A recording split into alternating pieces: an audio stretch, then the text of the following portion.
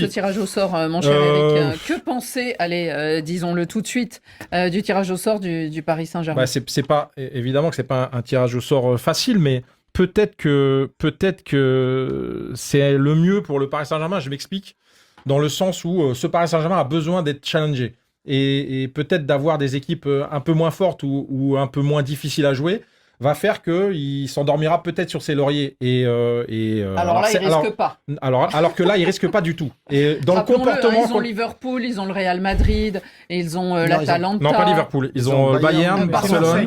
Pardon, ils ont le Bayern, pardon, je voyais Marseille. Ils ont le Bayern et le Barça. C'est pas un groupe impossible, parce que ce Paris Saint-Germain a été tellement dominant la saison dernière dans cette phase de Ligue des Champions, mais il a besoin de ça, c'est-à-dire que par moment, il s'est un peu endormi, genre Aston Villa là-bas, où il a commencé à faire. Et à chaque fois qu'il a été titillé, qu'il a été obligé de réagir, il a été bon. Donc j'ai envie de me dire que peut-être que ça maintiendra un peu plus les esprits parisiens dans la concentration, même si un Enrique va faire le travail aussi et va leur mettre la pression. Après, selon les statistiques d'Opta, c'est le deuxième tirage le plus difficile après le Bayern. Parce que, en fait, Opta a rentré un certain nombre de statistiques, et notamment le fait, par exemple, que du chapeau 4, vous ayez Newcastle, le seul club anglais qui était dans ce chapeau 4, et que vous ayez Bilbao, qui est aussi un club qui a des références, forcément, ça relève le niveau de l'opposition. Parce que, après, les équipes du chapeau 2, théoriquement, elles se valent à peu près toutes, du chapeau 3 aussi, mais c'est dans le chapeau 4 où vous trouvez les petits. Vous trouvez pas Fos, le Kairat d'Almaty, le club du Kazakhstan, que vous trouvez le club d'Azerbaïdjan, le Karabakh d'Agdam, et puis là, vous prenez Newcastle et Bilbao, forcément, c'est plus difficile que les clubs dont on a parlé. Aucun de ces petits ou de ces nouveaux dans la compétition. Rémi, que pensez-vous de ce tirage par rapport au Real Madrid? Est-ce que, alors eux, ils n'auront pas le PSG, mais ils auront Marseille sur leur route. Alors Marseille qui dit tout de suite, on ne va pas la gagner cette coupe, donc ça ne devrait pas vous inquiéter du côté du Real. Mais qu'est-ce que vous en avez pensé? On a un tirage très difficile avec une équipe terrible, Kairat Almaty. Pour le voyage, tu parles pour le voyage. Ah oui, parce que c'est bien. 7 000 kilomètres. Ah oui, on est quand même là à 13 000 kilomètres de la France. C'est même... 29... Non, c'est 7 000. 7 000 kilomètres. 10 kilomètres tendance à exagérer, Rémi Ngono. 10 heures de Madrid. C'est sur le continent asiatique, en fait, si on regarde une map monde. Alors après, c'est considéré comme étant le territoire de l'UEFA. Oui, 29 kilomètres de la frontière. Historiquement, après l'éclatement de l'URSS en 1991, c'est toi, Rémi Ngono. Non, je précise juste pour nos auditeurs et nos téléspectateurs, parce que ça peut les intéresser. En 1991, après l'éclatement de l'URSS, la République soviétique du Kazakhstan a été raccrochée à la Confédération d'Asie, à l'AFC. Et c'est au début des années 2000 qu'ils ont demandé à quitter l'AFC pour raccrocher l'UEFA, ce qui a été accepté par l'UEFA. Mais ils ont très peu. Leur territoire européen en soi est très petit, mais on peut penser à la Turquie, au club turc, c'est exactement pareil. Oui, mais géographiquement, la Turquie a toujours fait partie de l'UEFA. Alors que là, vous avez... mais il n'y a que 2% du territoire qui est... c'est aussi l'Asie. Mais on parlait de la géographie. Là. Politiquement, ils faisaient partie de l'Asie, ils ont été raccrochés à l'Europe. Rémi? Non, c'est pour dire que c'est un tirage très difficile. Il est très compliqué. Et puis, il faut savoir qu'on a quand même eu des difficultés l'année dernière avec le barrage. Avec le barrage et surtout... Est-ce que les grands clubs, on en a vu l'année dernière, même le Paris Saint-Germain qui avait très mal débuté, qui s'est raccroché aux branches, Manchester City qui a été évincé, est-ce qu'il ne faut pas changer de tactique aussi cette année et prendre, alors match par match, on connaît la chanson, mais dès le début, être sérieux dans cette compétition? Est-ce que c'est pas la leçon de l'année dernière? Mais c'est pour ça que je vous ai dit tout de suite là, avec ce club-là, avec ce voyage-là, parce qu'il y a un proverbe africain qui dit qu'il n'y a pas de petit ennemi. Donc aujourd'hui, lorsque vous essayez de regarder, par exemple, certaines équipes, toutes viennent pour battre les grandes, et elles mettent beaucoup d'énergie. Mais sauf que maintenant aussi, on a des équipes qui se sont beaucoup renforcées.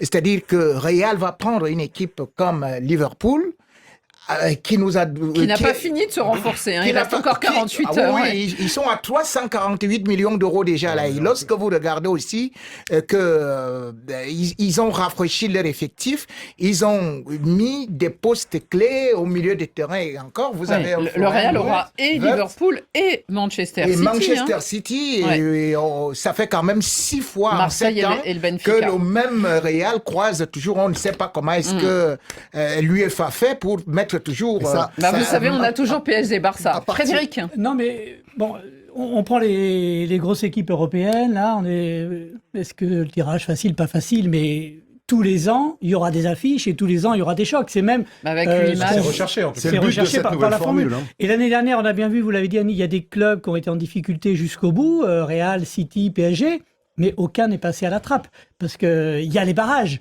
Donc finalement, on a bien vu dans les 2 dernières journées, ceux qui sont pas passés, c'était les tout petits clubs, donc il n'y a pas eu de véritable surprise. La question sera de savoir, est-ce qu'on termine dans les 8, qualifiés directement pour les 8e, ou est-ce qu'il faut passer par le barrage, Après, c'est pas tout à fait étonnant que les clubs, les gros clubs espagnols, français, italiens ou allemands se retrouvent avec des calendriers plus compliqués parce qu'il y a 6 clubs anglais. Il y a 6 clubs anglais qualifiés pour cette Ligue des Champions. Et ils ne peuvent pas se rencontrer. Non, donc forcément... faire sauter ce verrou-là. Ouais. Alors, vous verrez, mais forcément, ils se retrouvent contre le Real, contre le Paris Saint-Germain, contre le Bayern ou contre l'Inter de Milan. Donc, indirectement, favorise les clubs anglais. D'ailleurs, l'Opta, toujours dans son calcul de statistiques, a fait ceux qui ont les calendriers les plus favorables. Et c'est les clubs anglais. Non, mais ils ont fait des études statistiques, ils ont communiqué ce midi très intéressantes.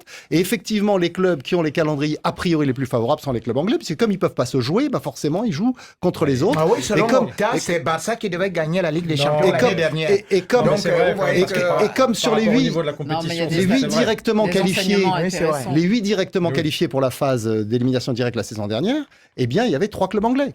Alors, ce qui est aussi intéressant, parce que finalement, je disais que la formule avait été reconduite, il y a eu des petits changements. Alors, hier, on a parlé de ce changement de l'heure de la finale, qui ne sera plus à 21h, mais à 18h, sans doute pour arranger les finances. Mais il y a aussi un autre changement pour motiver justement les équipes, Rémi, et à finir parmi les premiers, c'est cet avantage accordé à ceux qui seront dans les 8 premiers, c'est-à-dire jouer à domicile.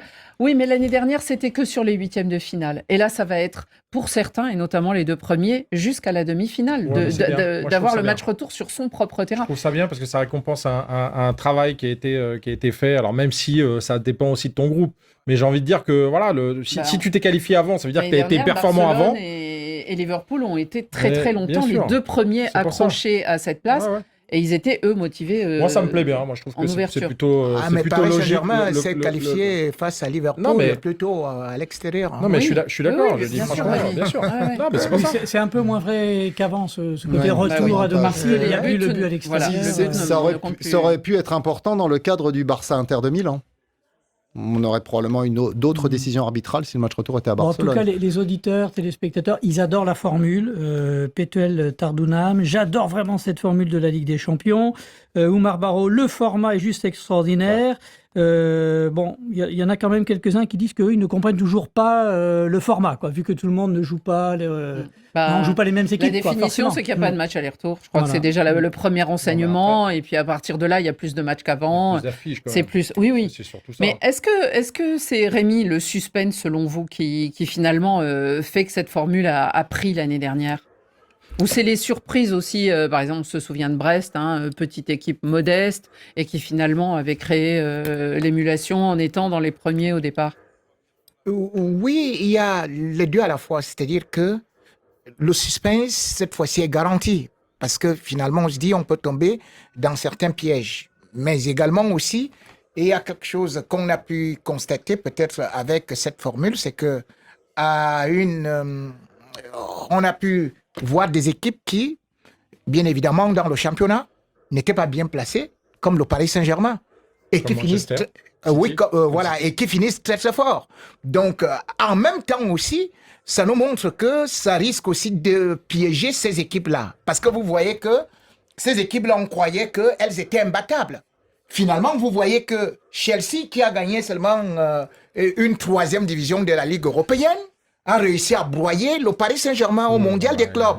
Donc pour ça, j'ai dit que toutes les équipes, c'est-à-dire qu'aujourd'hui, Paris ne peut plus faire les mêmes équipes. Même en début de championnat, là, le Paris ne peut pas. Je suis d'accord avec toi, Rémi, mais là tu prends un moment où c'est le moment où Paris a craqué parce que physiquement, c'était compliqué. Donc là, j'ai du mal à prendre cette référence-là par rapport à ce match. Moi, je trouve que ça relance parce que tu dois avoir à peu près 12 points. Je crois que c'est ça pour passer, pour être dans les 25. 12, à peu près, ouais. Je pense que... Ils peuvent continuer. On était à l'aveugle, on disait il faudra 9, on ne savait pas trop. Hein. Bon, ils peuvent continuer. On va penser qu'il faut à peu près 11 ou 12 points pour passer. Donc ça veut dire quand même que y a 3 victoires. Ça veut dire 3 victoires. Donc sur certains groupes, c'est possible. 4 victoires. Sur certains groupes, c'est possible quand même. C'est quand même possible. On a vu l'année dernière que Brest, Monaco ont fait la différence assez rapidement contre des équipes qui étaient peut-être pas prêtes non plus à... Ils se sont dit, quand vous commencez avec quand tu gagnes contre le Barça, tu vois, vous lancez la dynamique. Oui, aussi Brest, ils ont eu 2 clubs autrichiens. D'ailleurs, il n'y a pas de club autrichien cette saison et Brest les a gagnés. Déjà, il y avait 6 points. Lille, tu bats le Real, l'Atlético. Un petit mot pour terminer, Xavier, c'est sur les tirages, les autres clubs français qui, eux, sont en Ligue Europa, voire en Ligue Conférence. Est-ce que pour eux aussi, le tirage, finalement, préserve des belles affiches? On a des tirages très intéressants en Ligue Europa, avec a priori Lyon qui a un tirage assez favorable, Lille un peu plus difficile, Nice qui a un tirage très compliqué. Je crains qu'ils aient la même mésaventure que la saison dernière où ils avaient terminé avant-dernier de la Ligue Europa. Et puis en Ligue Europa Conférence, il y a le retour de Strasbourg 20 ans après sa dernière campagne, enfin 19 ans après sa dernière campagne européenne, dans un stade qui va être fini, qui n'est pas tout à fait fini, mais qui le sera au cours de l'automne. Et Strasbourg dans cette Ligue Europa Conférence qui est la 3e division européenne. La Ligue Conférence. Et en fait, il faut rappeler que c'est Chelsea qui l'a gagné la saison écoulée. Et que cette année, Strasbourg, club filial de Chelsea, avec des joueurs prêtés par Chelsea, eh bien, peut faire un coup parce qu'il n'y a pas énormément de grosses équipes dans cette Conference League.